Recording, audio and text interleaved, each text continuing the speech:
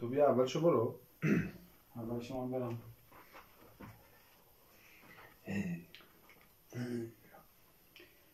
حالا دیگر همه حیوانات حاضر بودند جز موزس، کلاغ سیاه دست‌آموز که پشت در عقب روی شاخه خوابش برده بود. وقتی میجر دید همه سر جای خود مستقر شدند و سر و پا گوش منتظرند، گلویش را صاف کرد و گفت: رفقا، لابد تا حالا همه تان شنیده اید که دیشب خواب عجیبی دیدم، ولی من بعداً راجع به این خواب صحبت می کنم. الان می خواهم چیز دیگری بگویم. رفقا، من تصور نمی کنم چند ماهی بیشتر از عمرم باقی مانده باشد و خودم را موظف می دانم تمام اندوخته های حکمت و معرفتم را قبل از مرگ در اختیارتان بگذارم. من عمری طولانی کردم. در خلوت آخورم هم فرصتهای زیادی برای تفکر داشتم.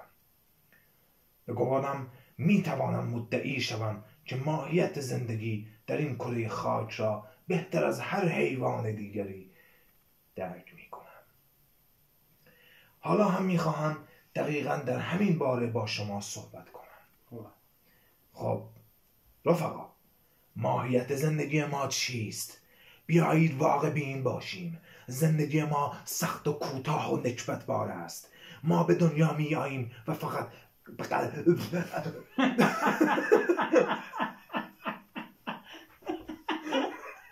خوب گیر میکنی.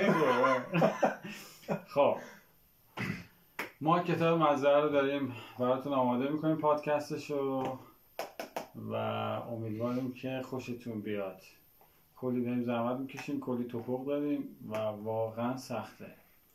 امیدوارم که شروع کارمون میشه گفت مستمر باشه، همینجور ادامه بدیم.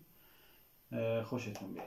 خیلی کتاب خفنی آمد شد، نرید بخونید، داستانشو ما داریم براتون میخونیم. کانال ما دنبال کنید. خیلی داستانش حول محور کشور جمهوری اسلامی. نه اصلا همچین چیزی نیست. خیلی داستانش خفنه. حول محور انگلستانه بله. و اینکه هیچ ربطی به ما نداره. فقط دوست داریم که این کتاب رو با صدای ما گوش بدید. خیلی جالبه.